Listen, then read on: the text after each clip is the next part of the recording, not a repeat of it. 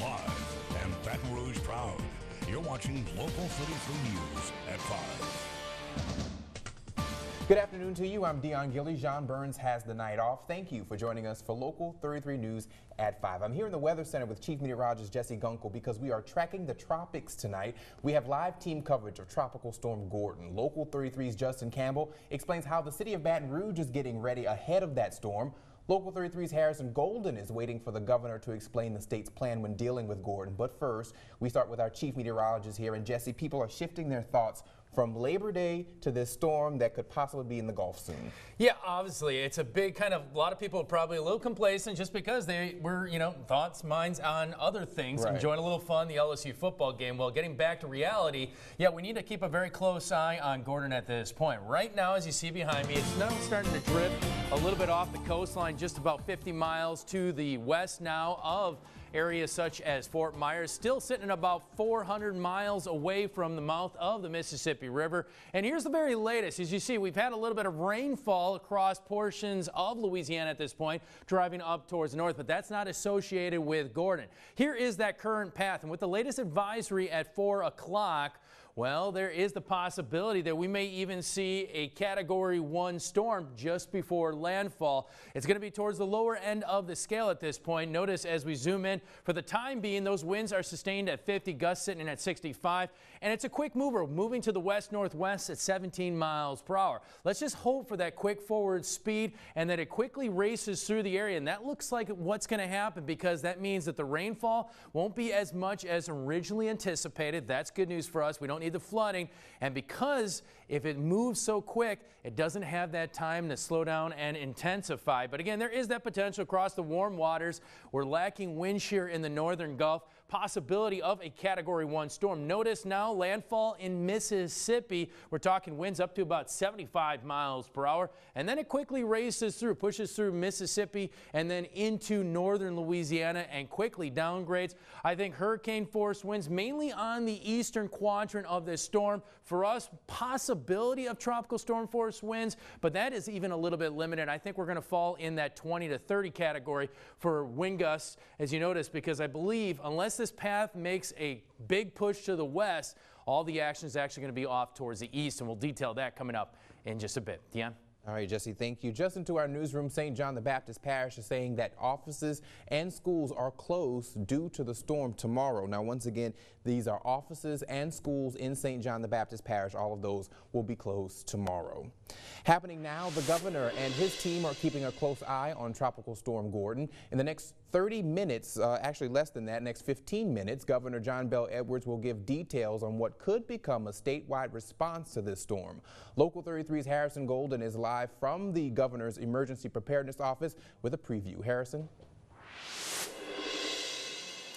Hey, Dion, that's right. We can expect Governor John Bel Edwards and his unified command team to really be discussing the better part of what they've been discussing, really all huddled up in this building right behind me, as they've been discussing Tropical Storm Gordon getting ever closer to the Gulf, possibly even as a hurricane later on this week. We'll see what happens there. But in the meantime, state emergency officials have been hearing requests from emergency personnel at the parish level. And one area to watch here in particular is down the southeastern Louisiana coast. Grand Isle, as Dion said at the very tip, has already issued a voluntary evacuation, and schools there will be closed Wednesday. And that seems to be the only evacuation so far from any governing body as this storm nears, though of course that could all change as we head into tomorrow night and what will be the final few hours before an intensifying Gordon touches down against the Gulf. Again, no evacuations currently underway in our viewing area, but state agencies are sending out the word on what would happen if one is necessary. Meantime, GOSIP officials are urging residents to download what they call the Alert FM app. In short here, I'm going to bring it up for you. Helps residents receive messages in their smartphones and really push alerts as far as any sort of storm warnings or watches going on across their zip codes, so to speak. So that'll be just one piece that the governor will be mentioning at the bottom of the hour. In the meantime, we're live here at GOSIP. Harrison Golden, Local 33 News.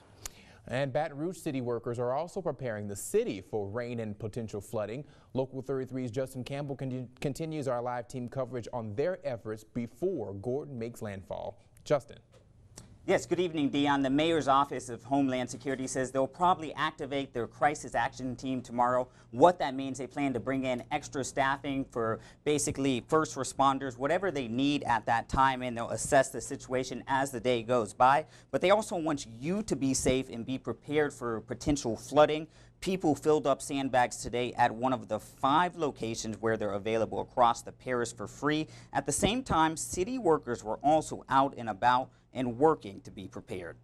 We have our Department of Public Works looking at the catch basins and drainage issues.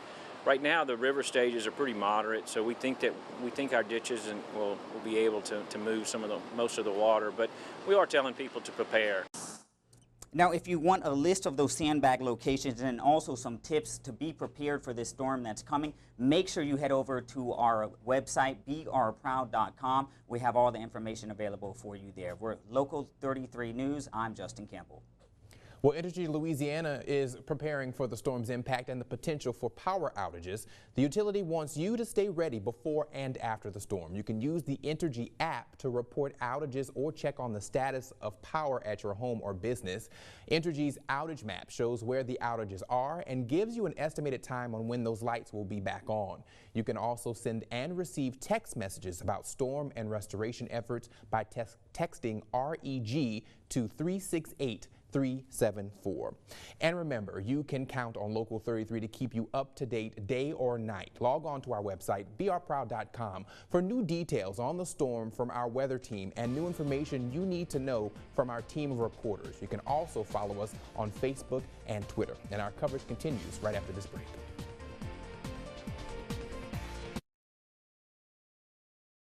This is your Storm Tracker team forecast first.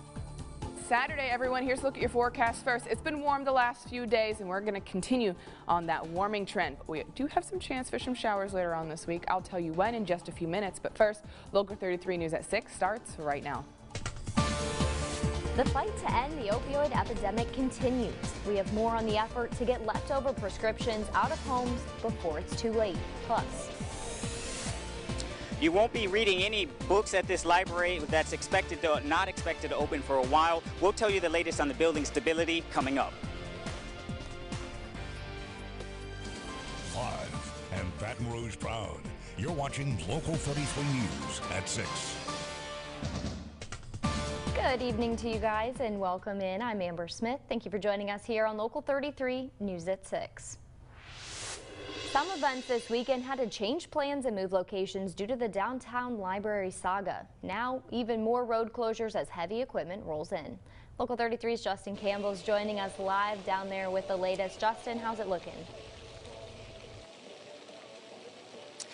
Good evening, Amber. There's not a lot of traffic, people walking by really looking at what's going on with the building behind me, but I can tell you this library being built, there will be a lot of delays. You won't be reading any books. I spoke to the safety manager of the general contractor. Let's talk about that heavy equipment that's moved in. If you look behind me, they have placed 3 hydraulics. Each one, the safety manager of Bouquet LeBlanc tells me that they support 500,000 pounds each. This building, if you kind of look up at the top, you can see where it's supporting the library. He tells me it's not going to fall down, but they also plan to bring in another hydraulic tomorrow to support the building. We know that there are at least 2 beams that are broken. The city parish, this area off of St. Louis and 3rd Street is blocked off, but that safety manager tells me it will continue to be blocked off here right by City Hall until they get the approval by the engineer to open up some of these streets. We'll keep following this and we'll make sure we bring you the latest on air and online. For now, we're live here in downtown. Justin Campbell, Local 33 News. Thanks for that update, Justin. Happening right now, people across the state are casting their votes this election day, deciding on a number of issues, including runoff candidates and local propositions in 42 parishes. There are a number of items on the ballot in East Baton Rouge Parish, such as small property tax for the Baton Rouge Police Department that's been on the books since the 1950s but was never authorized. Voters in the St. George Fire Protection District will vote on a tax extension to fund multiple projects, including 2 new stations, and voters will decide on propositions from the East Baton Rouge Parish school system, totaling a 1-cent sales tax renewal. It's broken down into 3 propositions. One would be dedicated to facilities and technology for construction, renovations, and technological upgrades. Proposition 2, which is the smallest, would focus on discipline and truancy enforcement as well as alternative education. And the remaining 41% would go towards maintaining teacher pay under the 1998 supplement already in place. Polls close at 8 tonight. We'll have those results for you guys here on Local 33 News at 10. We took to our talking point social media question to ask this: what would you like to see come to education in East Baton Rouge Parish from the penny sales tax if passed today, and what makes these changes important for the parish? Rip Wilkinson said money is not the answer. They've spent millions and still rank at the bottom, and the kids don't get a good education for decades. But we want to hear from some more people. Go ahead and leave your comments on our Facebook page. Today in Baton Rouge, the annual Crime Victims Picnic may have been held later than anticipated this year, but that didn't stop the fun as members of the community gathered for a cause today at Gus Young Park. Presented by the East Baton Rouge District Attorney's Office, this event had entertainment, food, giveaways, and community agency info. It's designed to showcase the resources that victims of domestic violence have to help their situation, while also uplifting the community. We welcome everybody. We want everyone to feel comfortable. We want everybody to feel welcoming so they know that they have somewhere to turn. You know, someone may not realize they're sitting next to somebody in church that may be going through some things. Where can they go to get some help? Call our office. The picnic was originally scheduled to be held in conjunction with the National Crime Victims' Rights Week, April 8th through the 14th, but was rained out and rescheduled. The nationwide fight against opioid abuse, getting those unused prescription drugs out of homes and stopping them from being sold on the streets, is top priority for law enforcement. Local 33's Justin Campbell reports on today's DEA Prescription Drug Take-Back Day. Pills after pills dumped and no questions asked. This is important. At Baton Rouge Police Headquarters, Heather Yonke dropped off a bag. You really don't want to have these leftover medications that you don't need anymore laying around the house. A lot of these drugs make their way to the street. Brad Byerly with the DEA says not only are they sold on the street, a lot of first-time users and a lot of addicts start off by finding pills around the house, obtained through a friend, a family member, or from the home medicine cabinet. And in the nationwide fight against opioid abuse, Byerly hopes they collected certain pills. The painkillers, the oxycodone, the oxycontins, that's what we would prefer to see a lot of that, because that's what's mostly being abused nationwide. When I first started cleaning out my medicine cabinet of Heather Yonke doesn't want old pills lying around the house. Bad to flush them because then it gets into the water system. Or end up in the wrong hands. I trust my children, I trust my family members, but you really don't want to have these leftover medications that you don't need anymore laying around the house. In Baton Rouge, Justin Campbell, Local 33 News. The DEA says they collected over 16 boxes weighing at least 3,000 pounds today. So the winner of the $10,000 and the LUS Fiber Smart City Challenge 2018 is... Who will it be? We'll have that answer and more on the Smart City Challenge that took place this weekend in Lafayette. And here are just a few items you can use as you head out the door this weekend. Some sunglasses, a hat, and sunscreen.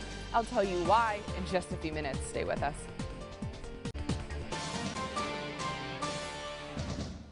28 years and counting, the Louisiana Earth Day Festival has been going on. Local 33's Justin Campbell standing by live with us at LSU with more on this year's event. Justin, how's it going out there? Amber, they've got so much stuff out here to show you how to reduce, reuse, recycle. You've heard those 3 R's before. Let me start off.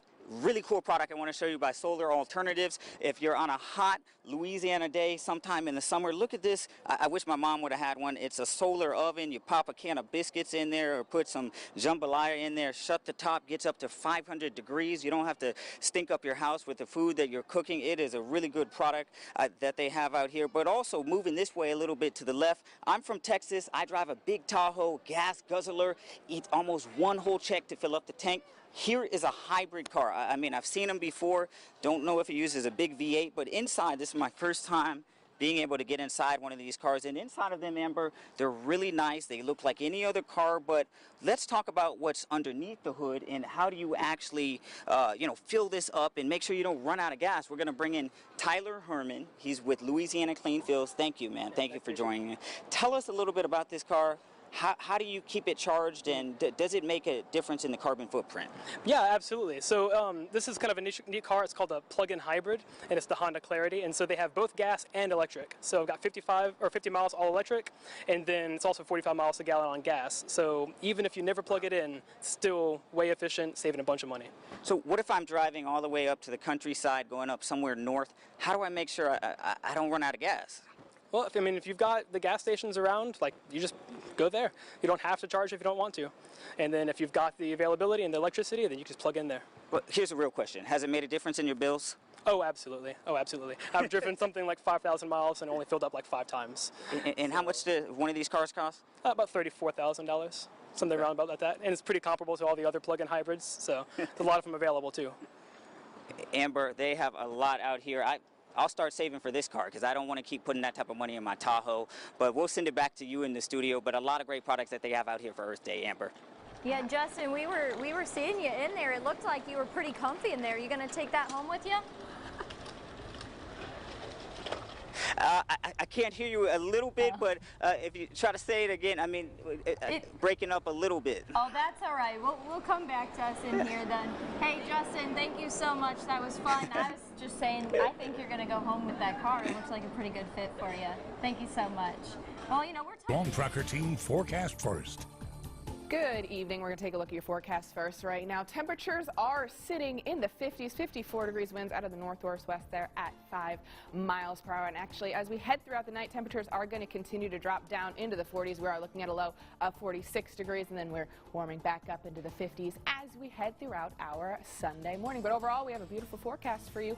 Local 33 at 6 starts right now. Coming up, it's that time of year where people are out searching for that perfect holiday gift. But today is all about encouraging people to shop local.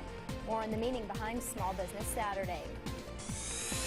And the Southern Jaguars and Grambling Tigers are facing off on the field. But the rivalry extends beyond the game. We've got the sights and sounds from the Battle of the Bands.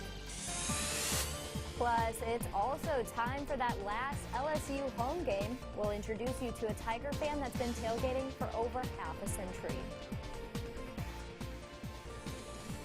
Live and Baton Rouge proud. You're watching Local 33 News at 6. Good evening, I'm Amber Smith. Thank you for joining us here on Local 33 News at 6. Today, we are learning one of 3 sailors missing after a plane crash in the Philippines is from Baton Rouge. Today, the U.S. Navy named Airman Matthew Chialastri as one of 3 men missing. The Navy ended the search and rescue mission for the sailors Thursday. Navy officials say a total of 11 crew and passengers were headed to an aircraft carrier when the plane crashed into the Philippines Wednesday afternoon. 8 people were rescued and were in good condition. Mayor President Sharon Weston Broome released a statement today offering her condolences to Chialastri's family. You can read her full statement on our website at brproud.com. Black Friday is a big shopping day for those national retailers, but today it's all about the little guys. Local 33's Ticia Muzinga joins us live in studio with more on what Small Business Saturday is all about. Ticia? That's right, Amber. We're sandwiched between the shopping holiday trends of Black Friday and Cyber Monday. Now, believe it or not, statistics show small businesses are the backbone of our economy. That's why local residents throughout the capital city were able to spend the day giving thanks to all of the small businesses out there. In fact, just last year, more than 110 million consumers spent more than $16 billion at local stores and restaurants, which is a 13% increase from last year. We have probably 90 to 95% of our retail is small business owners. And so trying to get folks into those stores is vitally important to us. We put so much back into the community than what the big boxes do. And I'm not sure, people, really realize that. According to reports, the average Small Business Saturday shopper will spend around $170. Now, many customers I spoke to this morning tell me they love this day because it inspires them to continue to shop and dine small throughout the year. Live in the studio, Ticia Muzinga, Local 33 News. Thanks, Ticia. Well, it's that time of the year again. The Southern Jaguars and Grambling Tigers clash in New Orleans for the 44th annual Bayou Classic in New Orleans. But this rivalry extends beyond game day with the clash of sound from Southern's Human Jukebox and the world-famed Grambling Marching Band. Our Aaron Lee was there to capture the sounds and theatrics from last night's Battle of the Bands.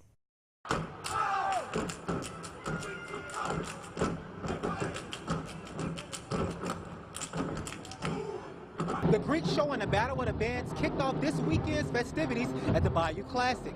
With both football teams set for battle on the field, on Friday night, it was the Greeks and the band's turn to prove who's the best.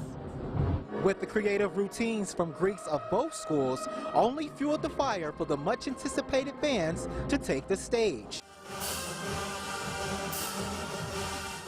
We heard some sounds from Grambling's marching band, the world famed, but the Human Jukebox didn't disappoint.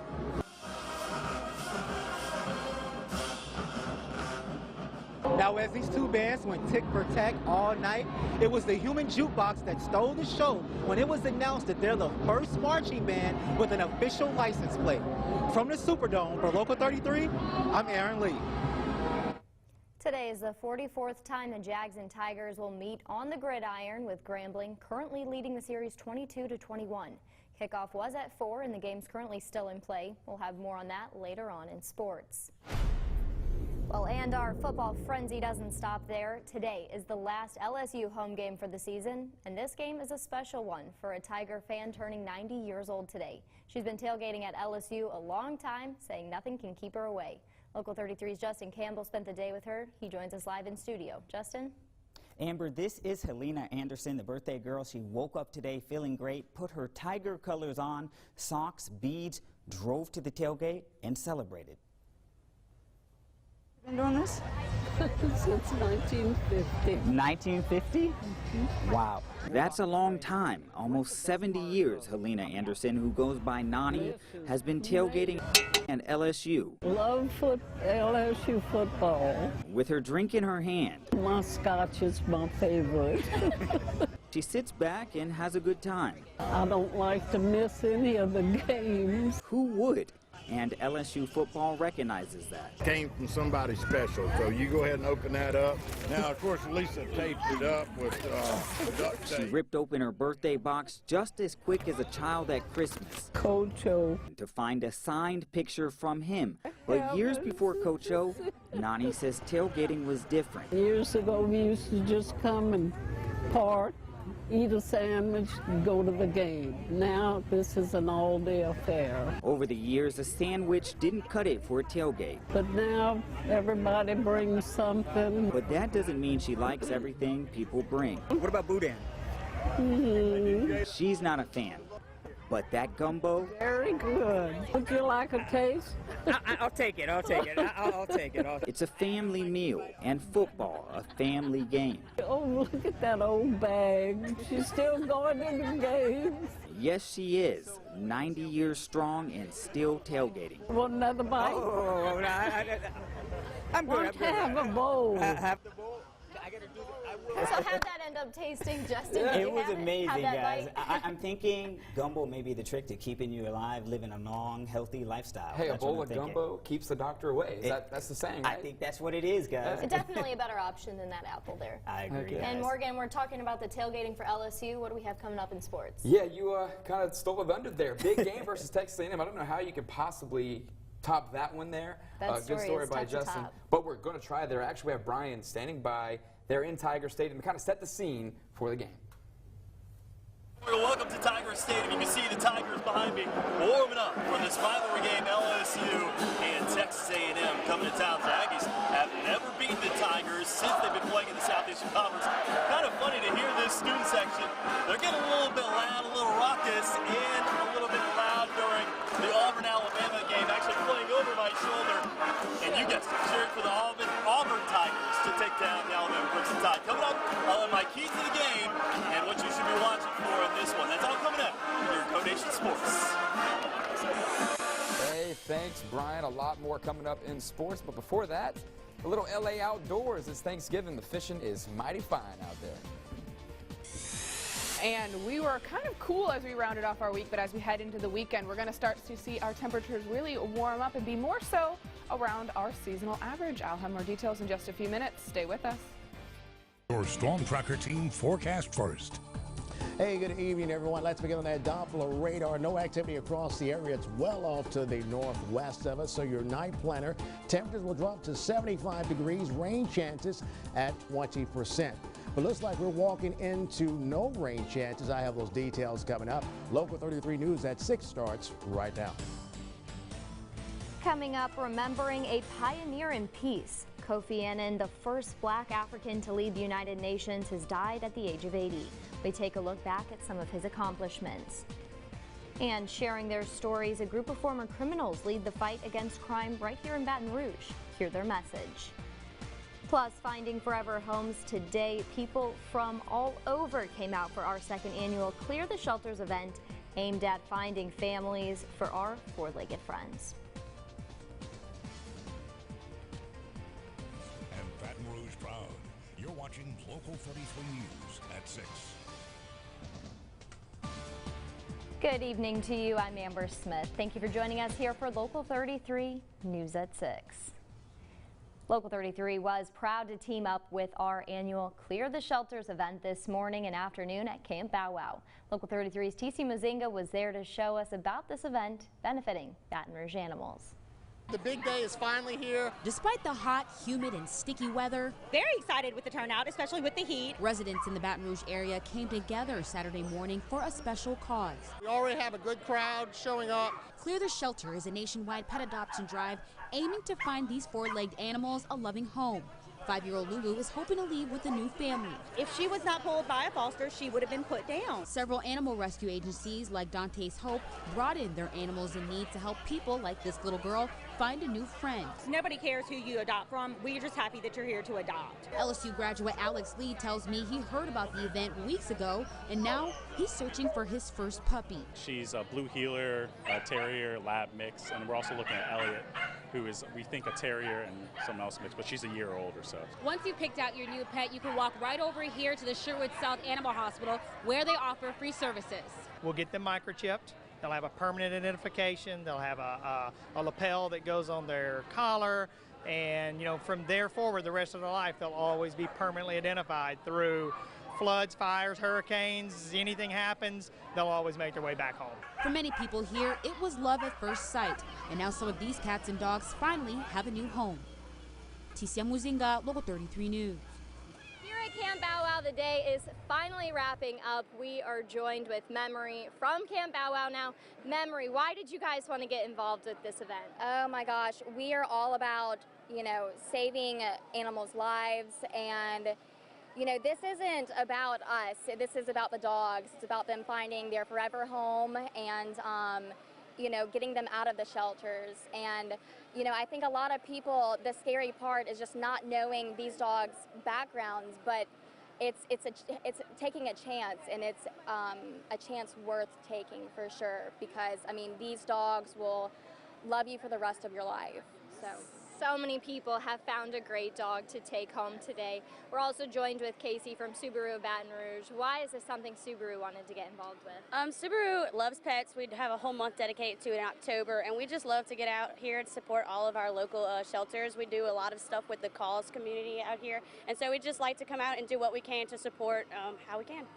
Overall, just such a successful day here for Clear the Shelters. And just remember, there were so many shelters involved. If you didn't come out today, you can still find that pet to make your family complete.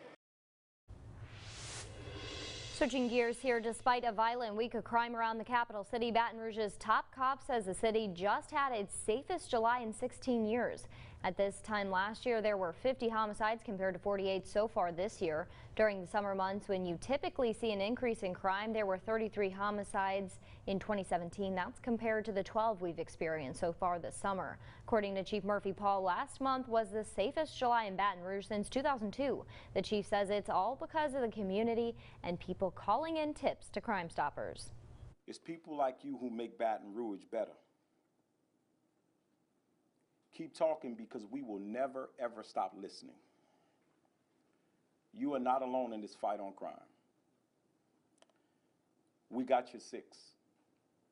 We got your back, Baton Rouge. Chief Paul says several community initiatives like Truce and Prayer Patrol are helping to improve the problems.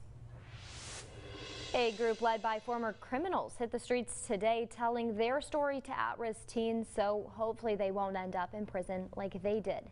The nonprofit Highways and Hedges Ministries marched and knocked on doors near Bel Air High School. They're hoping by telling their prison story, the teens going down the wrong path will want to change their life. The challenging thing for most people is they love the condition that they're in. But it took, like myself, I began to hate what I was doing because I began to see what it was doing to my life. I began to see how my life went down the drain, how I never accomplished things. I was one that dropped out of school in 7th grade and couldn't even read. California and Texas for today's event. Speaking of crime, one person is dead after a police pursuit crash early this morning. According to BRPD, officers were chasing armed robbery and carjacking suspects. A department spokesperson said the stolen car ran a red light and was struck by a BRPD patrol car at the intersection of Maple Drive and Evangeline Street. The rear passenger in the stolen car died at the scene. The driver and front passenger were taken to the hospital with moderate injuries, and a BRPD officer was also taken to the hospital with minor injuries. Also new at 6, the St. George Fire Department responded to a fire at the Mall of Louisiana this afternoon. Firefighters say the fire broke out in a service corridor by the Pottery Barn, which is not part of the retail sales floor. After investigation, a St. George official said it was learned the fire was caused by a cigarette improperly disposed of in an area where smoking is already prohibited. Kofi Annan, the first black African to lead the United Nations, died at 80 years old. His foundation announced his death in Switzerland in a tweet today, saying that he died after a short, unspecified illness. The foundation said in a statement that, quote, wherever there was suffering or need, he reached out and touched many people with his deep compassion and empathy. Annan spent virtually his entire career as an administrator in the United Nations. His cool-tempered elegance and political savvy helped guide his ascent to become its 7th Secretary General and the first hired from within. But let us not dwell on the divisions of the past. Let us confront the realities of the present, however harsh, and look for ways to forge stronger unity in the future. Terms from 1997 to 2006 capped nearly midway when he and the UN were jointly awarded for the Nobel Peace Prize. That was in 2001. LSU indefinitely suspended wide receiver Drake Davis today after he was arrested Friday night, accused of physically assaulting his girlfriend on 4 separate occasions. Davis was charged with second-degree battery for the alleged incidents ranging from April 2017 to June of this year. Arrest reports allege that Davis entered the woman's apartment in June and physically attacked her after he was reportedly upset over a text conversation. The police report says he sent threatening text messages to the victim, even alleging that he texted, "I might kill you." Our Morgan Beard will have more on how this and other suspensions could impact the football team ahead of their season opener. That coming up later here on Local 33. Also coming up here at 6, gas prices are on the rise, but you are in luck. Some tips to help you save at the pump just ahead. Gas is $2.35, just drive along Coursey. Live view of our sky cam showing nothing but the live view of the downtown area, but umbrella weather moving in again tomorrow. I have those details.